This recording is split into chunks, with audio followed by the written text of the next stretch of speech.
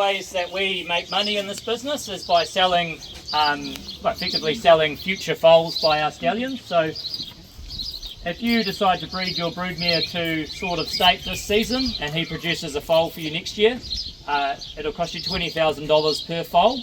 Chaldine, who we just saw in the wash bay, he's $35,000. There are stallions in Australia and a horse like Sir Tristram that command six-figure fees per foal. So you can see how some of these stallions, you know, if they produce 100 foals a year and you're charging $100,000 for that foal, you can see how valuable these horses become. But he sort of states still a young stallion, so he was a champion 2-year-old racehorse here in New Zealand. One of his other claims to fame was that he beat Imperatrice as a 3-year-old on Crack-A-Million night in the Old Mansell Trophy.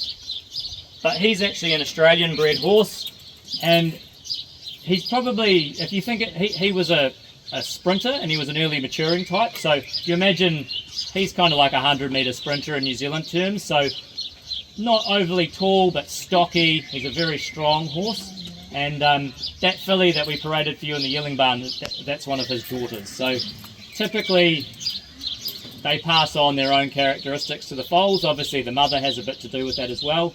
And in my job, a big part of my job, talking to people that own broodmares, so they will look at the bloodlines and try to find a stallion that matches the bloodlines, but they're also thinking about the physical characteristics and trying to find a stallion that matches the broodmare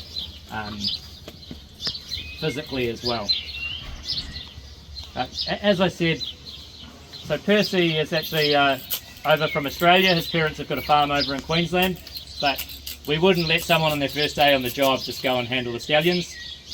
We haven't got any real bad eggs, but they're kind of a bit like teenage boys, really.